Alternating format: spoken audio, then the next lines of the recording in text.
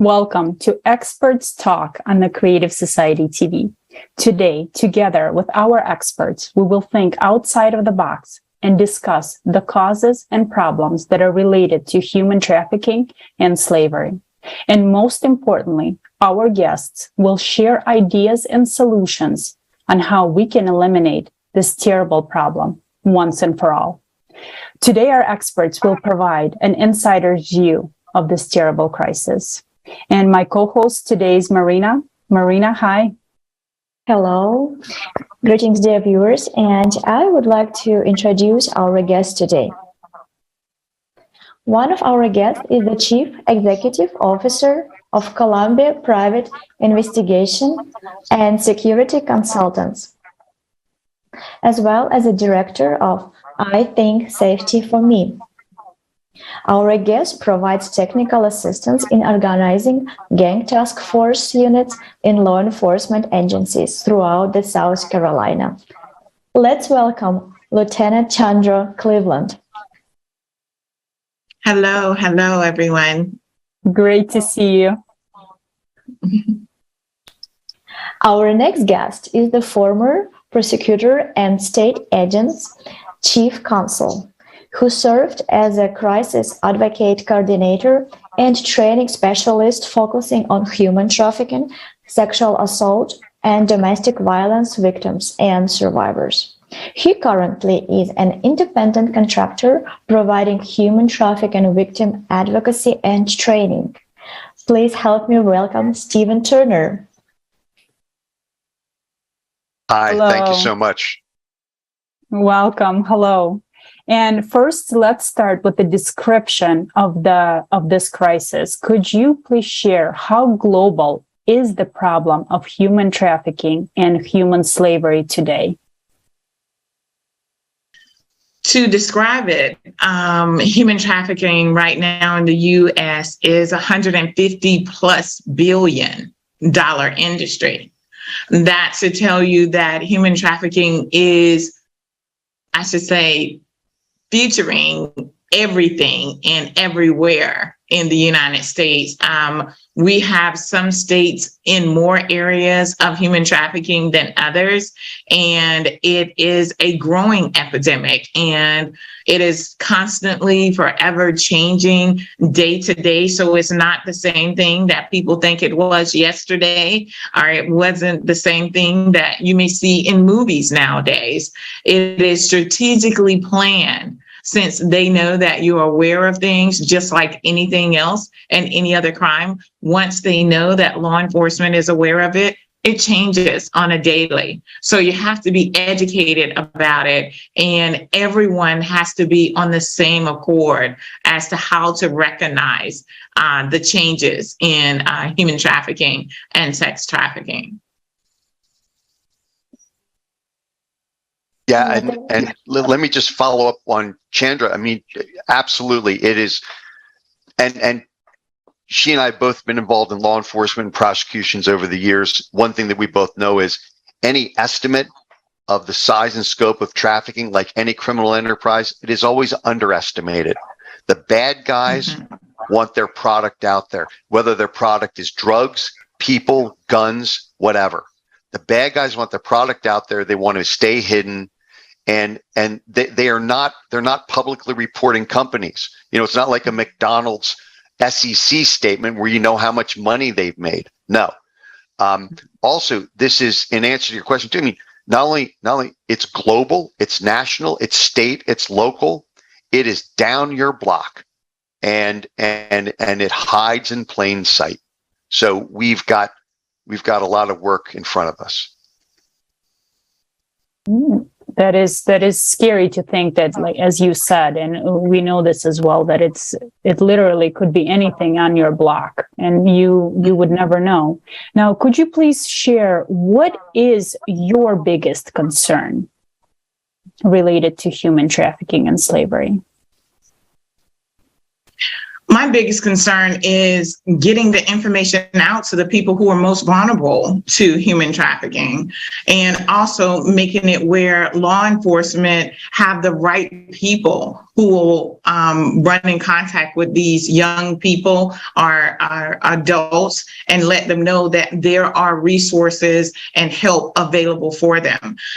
Because I feel like a lot of these young girls and women who are out here who are being exploited, they don't know that there is a better way, that they do not have to do this. So until we have the right people encountering them and educating everybody who may encounter a human trafficking person, such as a state agency, a child protection agency, an emergency room, a judge, victim advocate, make sure that you have the right people in place. So one of them would be able to recognize this is a victim and need to be treated as such and not as a criminal.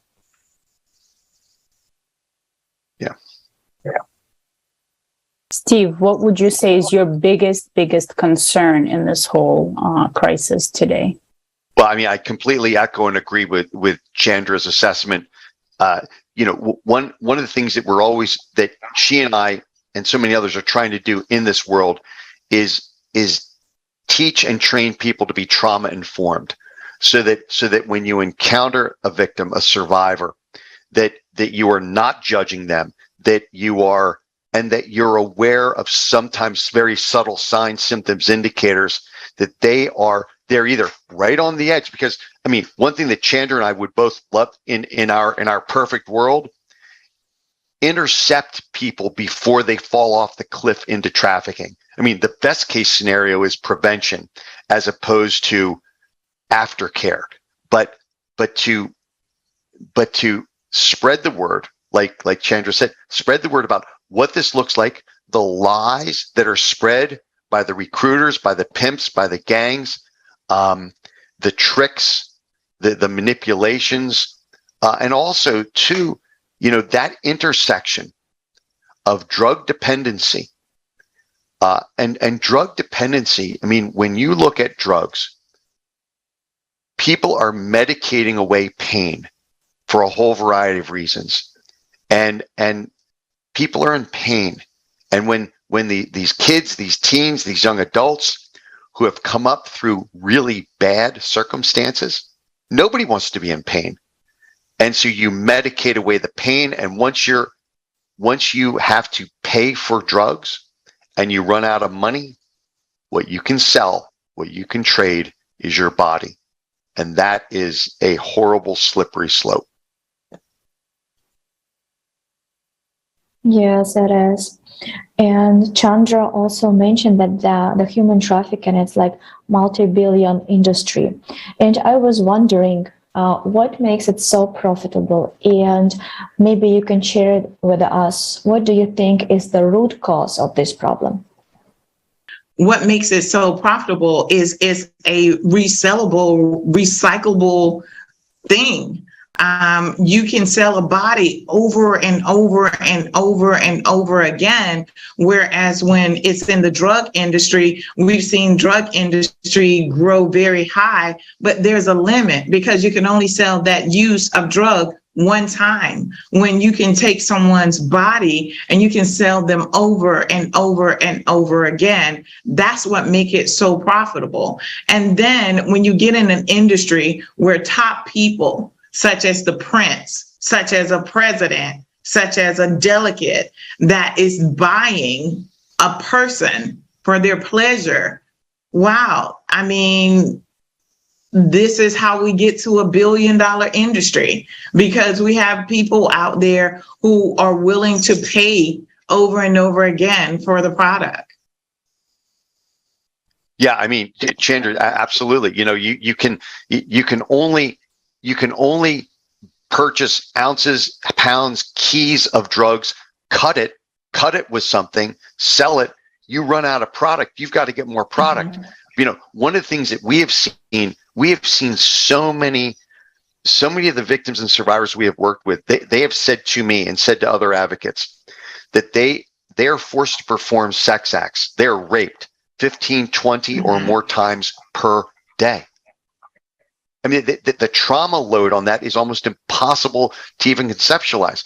But it shows, again, the renewable resell of a human being. One of the things that, too, and we were talking about this before we went on here, I have to say that as a male, the demand side is male, and every male has to take a stand and completely condemn the purchase of commercial serial rape, and whether you are purchasing a girl, a boy, a woman, or a man for sex, that is the demand side. It is male driven, and males have to own it, condemn it, and do something about it. Mm-hmm. So what would you say, I guess, is the root cause of this problem this global problem in our society?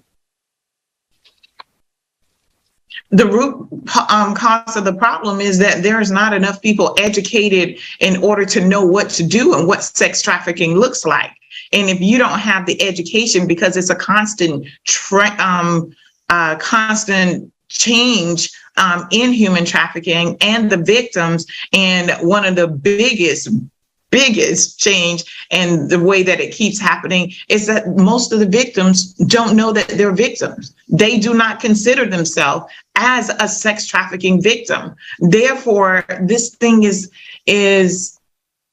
easy to keep festering until we get a hold, or someone who is educated in the process, to let them know this is not love. This is not a way to make a living. You are a victim, and there are ways that we can help you to get out of what you're in right now. Yeah.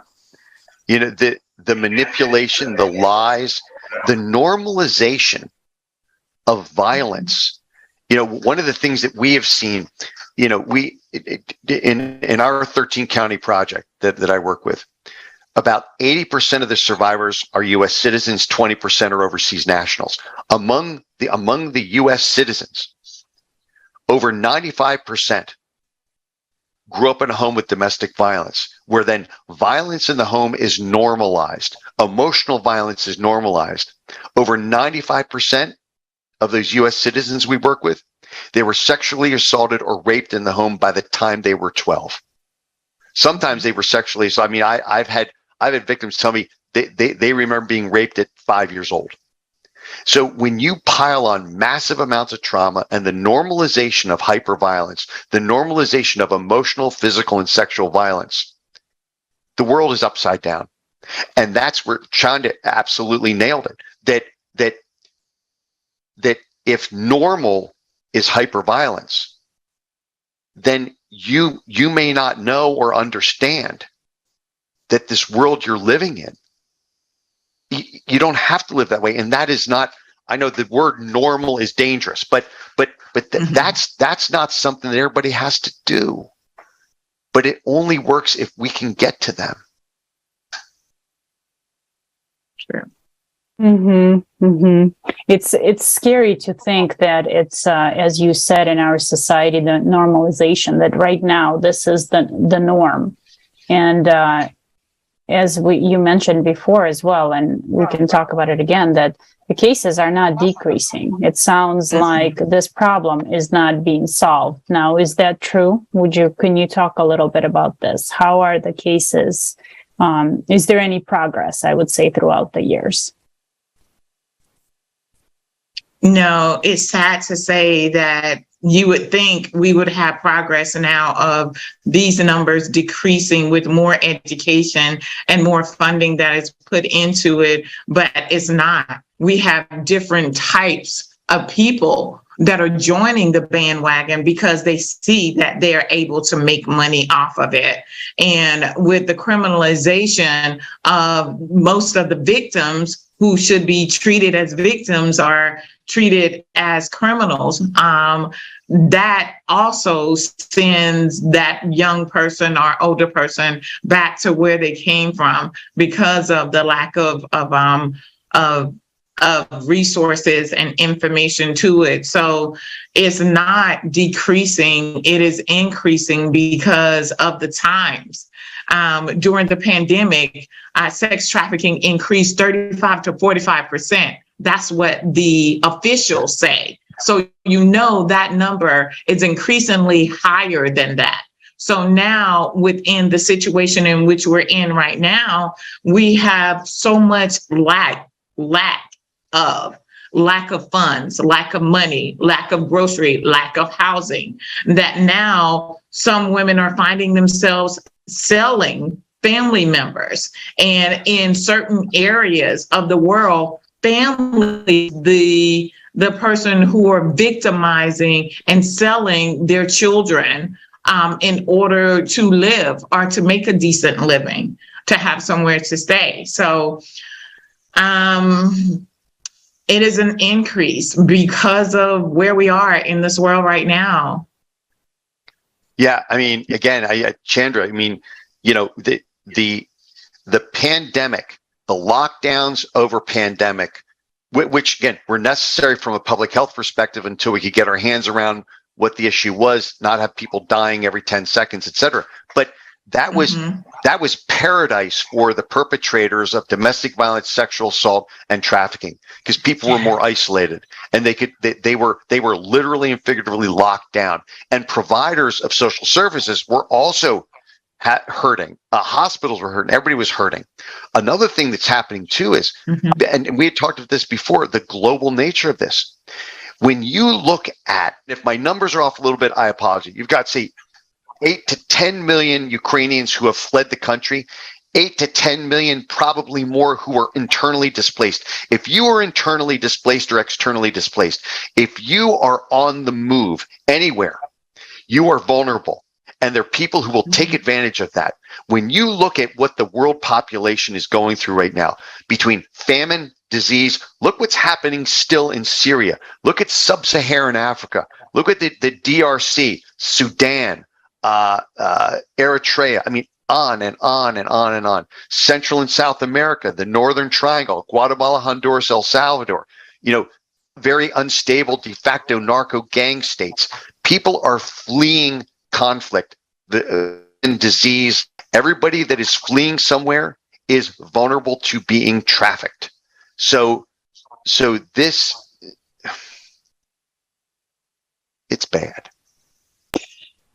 And I think you said it, everything. We can see how everything is interconnected right now. And I know you and I talked about it before as well. So now let's move to the next part. Let's talk about the solution. So if we were to think outside of the box, if you as experts had unlimited resources, had everything you need to fix this problem, could you please tell us, how can we eliminate this problem at the root? What would it take and what can be done? Oof.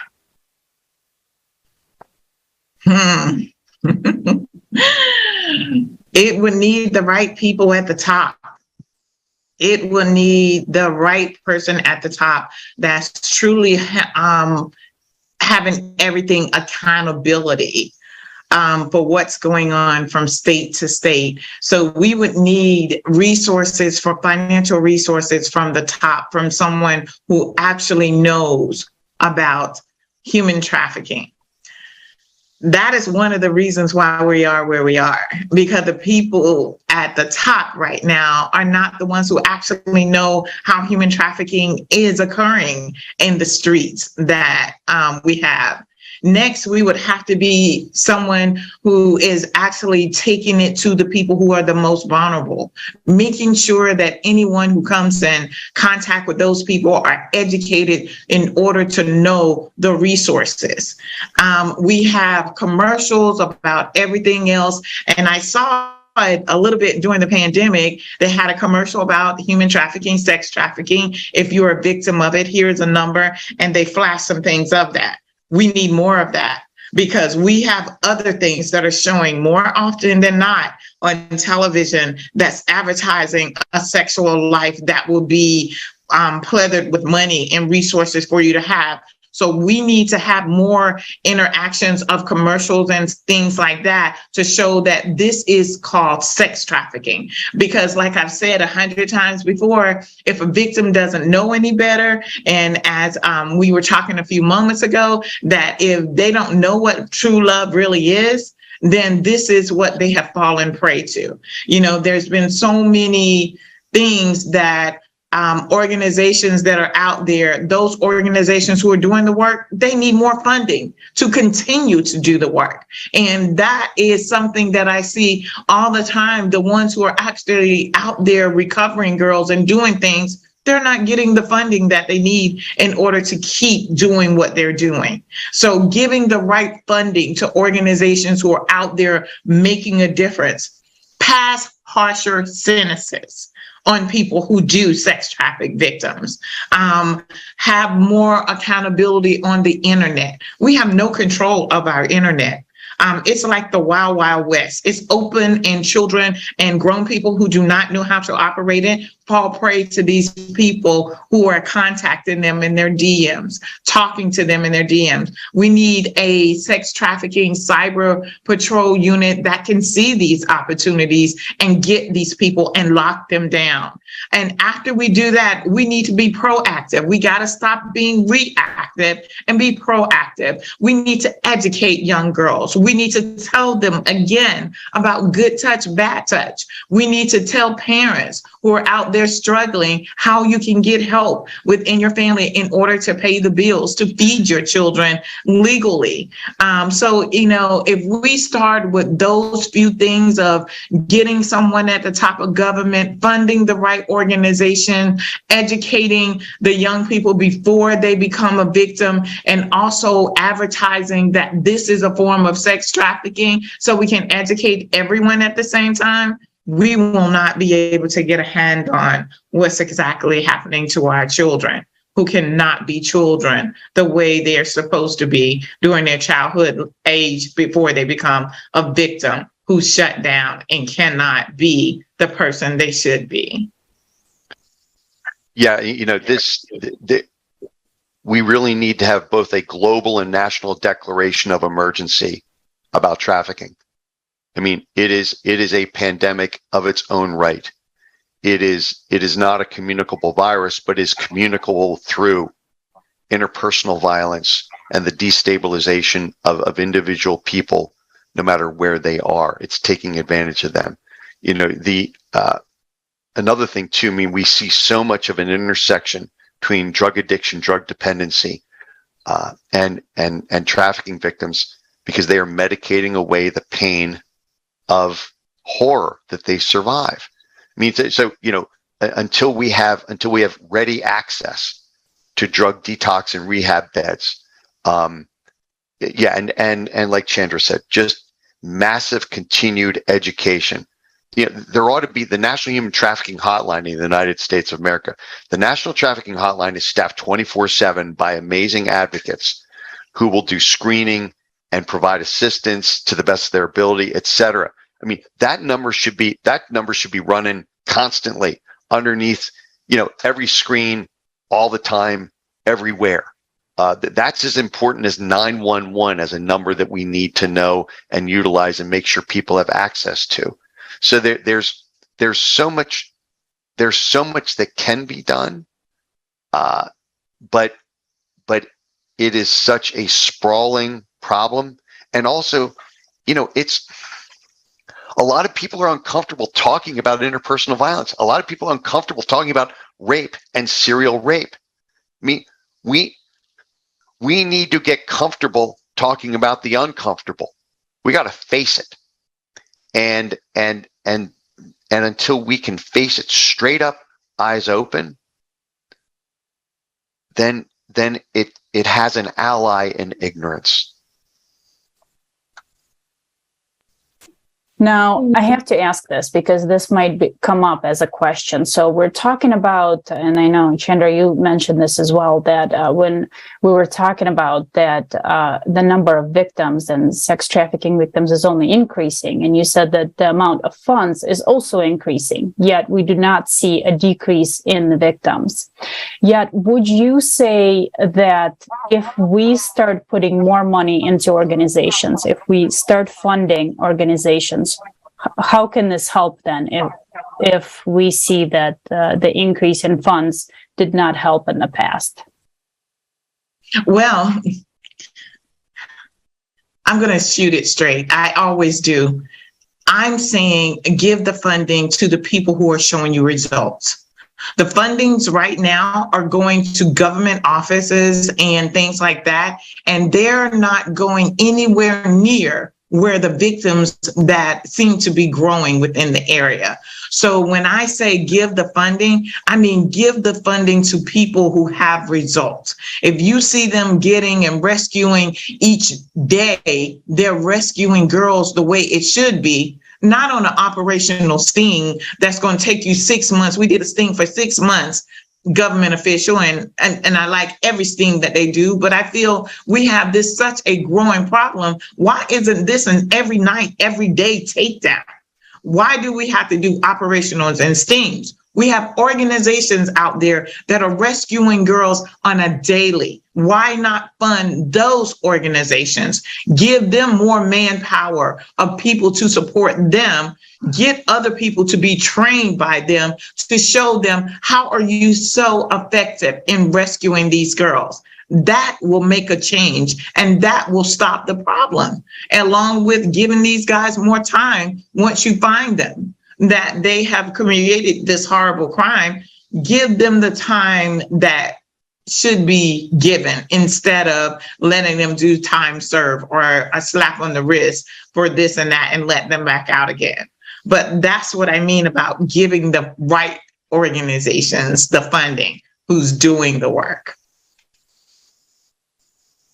You know, we also, I mean, there has been, compared to the flood of victims, there's a trickle of funding increase. I mean, it's a bit more, but it's nowhere near in proportion to the identification of victims that we are all seeing and the people that need help. And then also, we are not funding prevention side stuff so that before, again, somebody falls off the cliff into trafficking.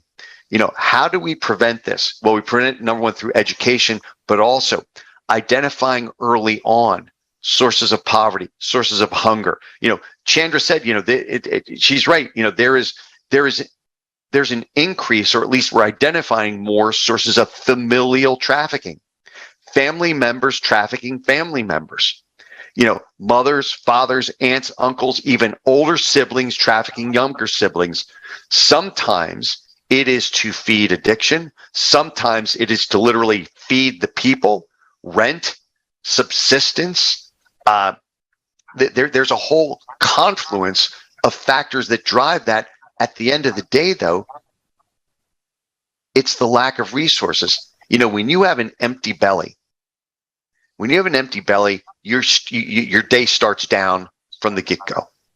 You know, education, housing, food, medical care, the basic structures that preserve human dignity, provide the platform, the base for people to move up and make things happen on this planet. And until we take care of those basic things, but we can address those if we choose to, and perhaps a declaration of global or national emergency is what would be required to treat this like the survival issue that it is. Thank you very much. So what I see, on one hand, we have laws of moral value in our society, which create a demand for sexual exploitation. But on the other hand, we have economical challenges, like financial challenges that people facing, and that what push them to sell their own body, to sell their kids, their relative. So, and basically get involved in this huge industry. So, and now the question, so how we can fix that? So how we can fix our society, the model of it, so we can eliminate that problem. Before we came on, Olga, Chandra, Marina, and I, what we were talking about was, on one hand, we were going to paint, and we have sadly, and I think effectively painted, a story of real badness out there. But here's the thing. Those of us in this fight, we have not given up on other human beings. And this is one soul at a time, one person at a time. And, one person, then there's no more powerful advocate than a survivor who has popped out the other side. Or perhaps somebody who sees that they were just on the precipice of falling into the pit and didn't, because of people like Chandra who intervene, who are there, who are working to try and help people. And so while this is big and bad and global, etc., it is not hopeless. And the restoration of individual dignity. I mean, when I'm sitting there in an emergency department, in a trauma bay, in the shelter that we have, whatever, and somebody will make a disclosure, and then we can work on a path forward, safety plan, a plan for the rest of their life.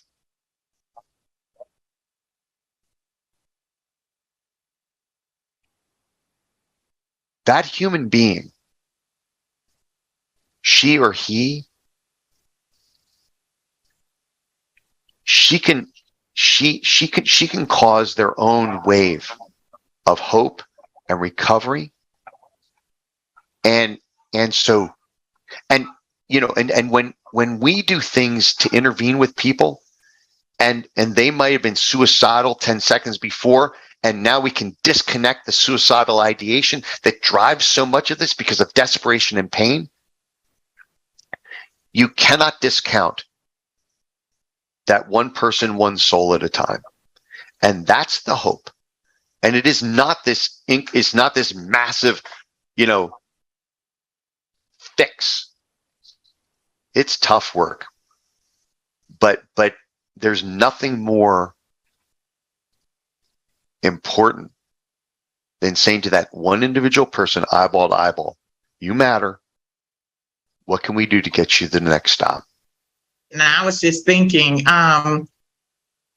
almost the exact same thing. If we can say one, if we can get everybody with that notion, I can say one, you can say one, and educate them on how to do it, we're doing our job. Because there's one person out there just waiting for us. It's one person out there waiting for someone to say, I will help you. I will rescue you. You're not hopeless. And your innocence may be stolen, but you're not hopeless. And you're not forgotten. And we're going to come out and we're going to save you. If we can get that message out around the world of different people saying that and letting people hear it, so they know it in their language. And that's another thing that is so important. We need to speak their language so they understand that we are here to help them. It makes me sad when it seems like I cannot reach a person. And I always tell them, if I'm not saying what you need to hear right now, just know that when you're ready and you need someone, come get me. We will together help you and get you the help that you need. But one person at a time, if we can get everybody around the world to have a notion, one person at a time, one child at a time that you rescue from human trafficking, we can make a difference. Chandra, I mean, you're right. And we both talked about this a little bit. When someone is ready, because it's not a light switch. You don't just flip a switch and, I think you ought to be ready. You think you ought to. No. It's that victim. It's that survivor when she or he is ready. And that's why it is a relentless pursuit of opportunity to provide that safe moment for them. because it can occur in the most unexpected, unsuspecting thing. I apologize. You may have heard upstairs. You may have heard a little bit of barking dogs in the background. If anybody can hear that, I apologize. Here's what's going on. We have 2 little therapy dogs upstairs that I had to put in the bedroom where they would have been sitting right here with me, and you would have had 3 people on the screen rather than 1. But those little therapy dogs, when I take them to shelter or when I take them to the secure juvenile holding facility near where I work up there, they have gotten disclosures. And why? Because they are unconditional love and no judgment. It's a little dog with a wagging tail who says, I'm with you. And what do you need? That is an example of the power of what can be transformative depending on the time and place. And, we are discussing these heavy topics today, and we are uniting experts on the Creative Society platform because these crises have an effect on all of us, because these are the crises that surround us in our daily lives. And we can see that today we live in this consumerist format, and this consumerist format promotes, supports, and contributes to the development of low qualities of a human being. And we can see this today. And therefore, we have the wars, we have the violence, we have the lies, and we have deceit all around the world today. And every person in the world, unfortunately, today is uncertain about what's going to happen tomorrow. And I would say that today, every person is not confident about tomorrow. And this is why millions of people from around the world have united on the Creative Society platform, because we understand that we need to change the format of the society that we live in. We need to change the format to the one where human life is of the highest value. And we understand today that even this one thing will change everything in our world. And also, the Creative Society will provide, and I know, Steve, you mentioned this as well, and this seems like a huge problem. It will provide free healthcare, high-quality healthcare worldwide, free education. It will provide free housing for people, even if it's, nothing big. It will still be free, because we are human beings and we deserve to live in a world where we feel safe, where we have the peace, and where we are sure about the tomorrow. And I know we kind of talked about this one question before, and maybe you can share with us what kind of a world would you like to live in? How do you picture this perfect society where you, yourself, your friends and family will be happy?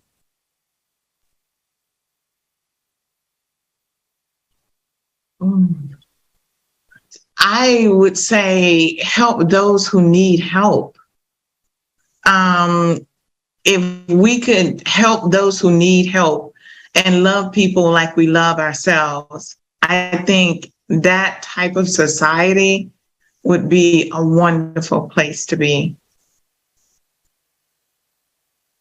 Yeah, while this is I'm going to describe the story of the Good Samaritan. While that is a Christian parable, it is a universal goal and story. So the fact that whether it's in the Gospel of Luke or not, to me, that is irrelevant. What's relevant is this: there's somebody beaten up on the side of the road and somebody else stops. A stranger. In fact, it could even be somebody who might not be friendly to them, could even be perhaps an enemy, stops to help that human being in distress, picks them up, gets them to care, and doesn't judge and just says, "You're beaten up.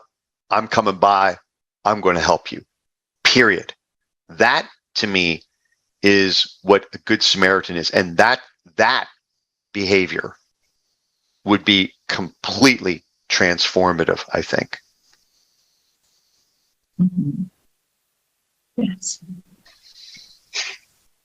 I think so too. So, and I know that like one generation is enough in order to completely forget about violence, about war, about all that bad thing that we are facing right now in our society. But in order to achieve it, we really need to unite around this idea, around this goal, and do everything possible that every day we're getting closer to our goal, to our dream society. Yes, thank you. Thank you so much. And, we understand how important it is to unite experts from all over the world, not just in the US, but to share ideas and to share solutions and to brainstorm together in order to solve the crisis that we're facing today. Because we also see that, it's all starts small, like it does right now. Before today, you guys didn't know each other, and now you do. And already today, so many solutions were voiced. And I'm sure that, in the future, more and more experts will join, and we will have more expert talks such as this one. And of course, we invite experts from all over the world to join experts talks on various topics. You can also email us at info@creativesociety.com. We would love to hear from you. And we've been here for quite some time now. Maybe Chandra and Steve, maybe you can kind of, say some last words to our viewers. What would you like to wish to the viewers that are watching us today? Get educated on sex trafficking. Join an organization in your community to get educated on what sex trafficking look like, how you can be of help. And if there's not one near your community, go to the website of polaris.org and they will show you the nearest community that has a sex trafficking organization close to you. And maybe you can partner with them or create your own. Don't wait for someone else to help you. Sex trafficking is a big ordeal that you can get educated and start an organization on your own to educate everyone in your community. So, it's something that we all can have a part in solving. Yeah, I'm so glad you said Polaris, because Polaris is also the home for the National Human Trafficking Hotline. And whether there's an anti-trafficking organization near you, what hopefully is near you is a domestic violence shelter, a rape crisis center, or even more elemental, a food program. The number of people who are hungry, no matter where on this planet, if you are hungry, you are vulnerable, and you can end up being trafficked out of hunger. So feeding bellies, that's not going to help trafficking. Actually, it will. Yeah, battling trafficking is putting a floor underneath people so they're standing on a floor and not free falling. There's so many things you can do, but extending that hand to somebody who is vulnerable, that is elemental anti-trafficking.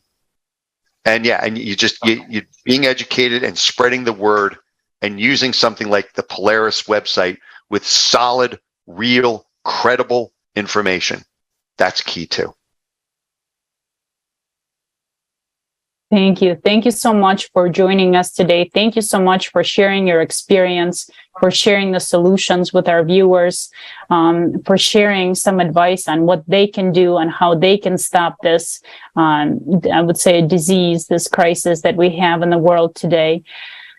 And we're so happy to have you with us today. And we're looking forward to seeing you on more of Expert Talks in the future. Thank you so much for having me again. Thank you all. Thank you so much.